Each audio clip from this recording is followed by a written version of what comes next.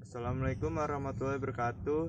Di sini saya dan rekan-rekan saya akan membahas materi tentang potensi kelautan dan kendala serta jalan keluarnya. Sebelumnya, perkenalkan nama saya Lingga Pratama dan perkenalkan juga rekan saya Mutiara Octavia, Afrizal Jikrillah, dan Yemima Silaem. Di sini yang akan kami bahas yaitu 1. Potensi ekonomi kelautan Indonesia. 2. Kendala ekonomi kelautan Indonesia. 3. Jalan keluar dari kendala ekonomi kelautannya. 1. Potensi ekonomi kelautan Indonesia. Saya kira 5 tantangan itu Presiden terpilih kita sudah mempunyai program. Ada 2 jurus yang kita siapkan untuk menghadapi semua itu. Dan pada saat yang sama kita sudah mempunyai konsep bagaimana memanfaatkan potensi pembangunan kelautan yang masih terbuka lebar. Rohmin Dahuri, mantan Menteri Kelautan dan Perikanan. Contoh sektor ekonomi maritim. Berikut beberapa contoh yang dapat membuktikan bahwa Indonesia memiliki potensi dalam sektor ekonomi maritim. Ada tambak udang, biofuel, bioteknologi, dan pemberdayaan pulau kecil. Nah, yang pertama tambak udang. Indonesia terdiri dari 17.504 pulau yang 3/4-nya berupa wilayah lautan. Nah, 3 juta hektar lahan pesisirnya ini cocok digunakan untuk menjadi lokasi budidaya tambak udang jenis Faname. Nah, jika Indonesia dapat mengelola 500.000 hektar lahan menjadi tambak udang, maka setidaknya Indonesia dapat menghasilkan 20 juta ton udang setiap tahun dengan rata-rata produktivitas rata 40 ton per hektar per tahunnya. Dan juga jika udang ini dapat dihargai 5 US dollar per kilogramnya, maka nilai ekonomi yang akan dihasilkan berpeluang mencapai 100 miliar US dollar setiap tahun atau sekitar 10% PDB saat ini dengan keuntungan bersih rata-rata 10 juta per hektar per bulannya. Nah, yang kedua biofuel. Biofuel ini adalah bahan bakar yang dihasilkan dari bahan organik.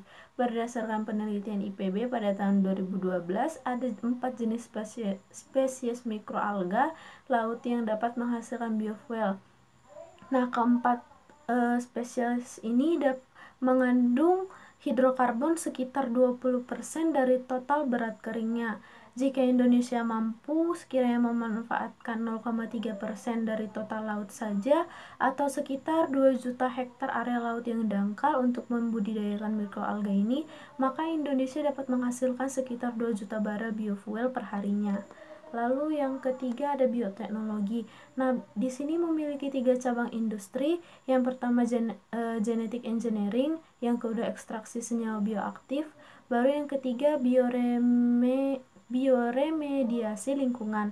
Nah, kalau yang genetic engineering ini gunanya menghasilkan bibit dan benih fauna serta flora yang unggul. Yang kedua ekstraksi senyawa bioaktif dari organisme laut yang dapat menghasilkan bahan baku mentah berbagai industri seperti kosmetik, farmasi, pewarna film, dan lain-lain. Lalu yang ketiga bioremediasi lingkungan untuk perairan yang tercemar. Nah, yang keempat ada pemberdayaan pulau kecil. Kawasan pulau-pulau kecil memiliki potensi pembangunan yang cukup besar di Indonesia. Nah, itu didukung dari letak yang strategis, dari aspek ekonomi, pertahanan dan keamanan, serta adanya ekosistem khas tropis dengan produktivitas hayati yang tinggi. Ada beberapa contoh juga tentang pemberdayaan pulau kecil, yaitu terumbu karang, sumber daya perikanan, dan juga dari jasa-jasa lingkungan. Yang pertama terumbu karang. Terumbu karang dapat menjadi sumber devisa yang diperoleh dari penyelam dan kegiatan wisata bahari. Lalu juga dari jenis-jenis biota yang hidup pada ekosistem terumbu karang. Lalu ada juga yang terumbu karang yang mengandung senyawa bioaktif sebagai bahan obat-obatan, makanan, kosmetik, dan lain-lainnya. Juga terumbu karang itu menjadi daya tarik tersendiri dan perhatian bagi para ahli, mahasiswa, perusahaan farmasi sebagai objek penelitian. Nah, baru yang kedua sumber daya perikanan. Secara ekologis, pulau-pulau kecil yang di daerah tropis atau subtropis apalagi Indonesia berasosiasi dengan terumbu karang.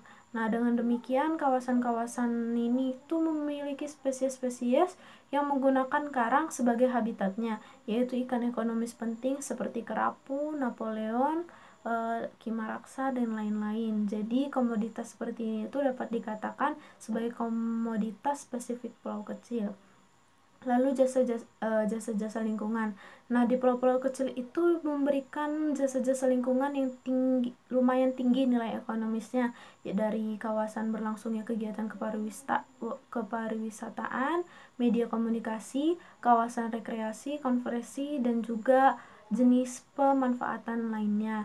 Nah, contoh-contohnya itu ada wisata bahari, wisata terestrial, dan wisata kultural. Yang kedua, kendala ekonomi kelautan Indonesia. Nah, mengelola sumber daya kelautan itu memanglah tidak semudah membalikan telapak tangan. Apalagi Indonesia itu merupakan wilayah perairannya cukup luas. Nah, dengan kondisi yang cukup luas ini, pasti Indonesia memiliki beberapa permasalahan yang terjadi di Laut Indonesia. Nah, perwakilan kelompok LSM Coral mengatakan banyak hal yang menjadi penyebab rusaknya ekosistem pesisir dan laut, mulai dari reklamasi, alih fungsi lahan, hingga penambangan pasir. Nah, dampaknya ini tuh cukup besar bagi nelayan-nelayan kecil.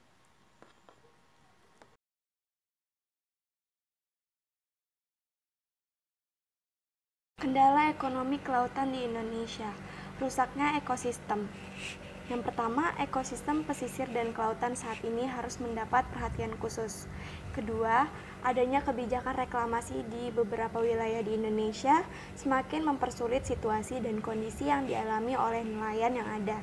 Perasaan dimarginalisasi oleh kebijakan semakin membuat kondisi semakin pelik. Yang ketiga, alih fungsi lahan dan penambangan pasir yang dilakukan membuat nelayan kecil mendapat lapak untuk mengambil atau menangkap ikan.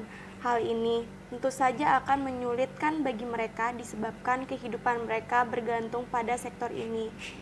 Kemudian timbul kebijakan yang merugikan. Yang pertama, adanya RUU Cipta Kerja yang mengesahkan penggunaan TKA.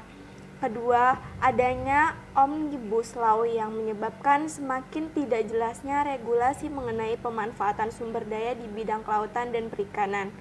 Ketiga, adanya kembali kebijakan yang mengesahkan regulasi penggunaan jaring besar pada kapal besar yang merugikan nelayan kecil. Daya saing produk perikanan tangkap yang masih rendah. Hal ini disebabkan oleh usaha perikanan tangkap yang belum efisien serta kontinuitas produksi tidak stabil yang menyebabkan penyediaan lapangan kerja berkurang, pendapatan masyarakat menurun, dan juga penerimaan devisa menurun. Kemudian, pasar domestik kurang berkembang untuk produk perikanan tangkap. Hal ini disebabkan oleh sistem logistik ikan yang belum tertata baik dan efisien, daya beli masyarakat Indonesia masih lemah, serta tingkat pemahaman untuk pengamanan kualitas ikan pada nelayan masih kurang, sehingga menyebabkan usaha perikanan akan sangat bergantung pada negara pengimpor. Jalan keluar kendala ekonomi kelautan Indonesia. 3 langkah utama dalam penyelesaian masalah ekonomi kelautan. Yang pertama ada peningkatan kesejahteraan nelayan, yang kedua adalah penegasan kebijakan, dan yang ketiga adalah pemanfaatan sumber daya manusia di bidang pertahanan dan keamanan. Yang pertama, jaminan kesejahteraan bagi nelayan. Nelayan memegang peranan utama dalam kegiatan perekonomian kelautan Indonesia. Jika nelayan tidak dijamin kesejahteraannya, maka roda perekonomian akan terhambat. Dan tentu saja ini merupakan suatu langkah yang merugikan bagi perekonomian negara, juga bagi perekonomian mereka tentunya. Pemerintah harus berani menerapkan langkah yang bijak dan juga tepat guna memberikan jaminan kesejahteraan bagi para nelayan. Yang kedua ada perbaikan ekosistem. Perbaikan ekosistem ini guna menjaga keseimbangan antara sumber daya ikan dan juga habitat tempat tinggal mereka. Jika habitat tempat tinggal mereka rusak, maka sumber daya ikan yang ada di sana pun menjadi berkurang. Jika sumber daya ikan berkurang, maka hasil tangkapan pun berkurang. Tentu saja hal ini kembali lagi kepada pemenuhan standar kesejahteraan dan juga kegiatan ekonomi yang bisa didapat dari bidang kelautan dan perikanan. Maka dari itu, perbaikan ekosistem merupakan salah satu langkah yang tepat guna dalam menyelesaikan masalah ekonomi kelautan di Indonesia. Sekian presentasi dari kelompok kami. Mohon maaf bila ada kesalahan dan kekurangan. Terima kasih. Wassalamualaikum warahmatullahi wabarakatuh.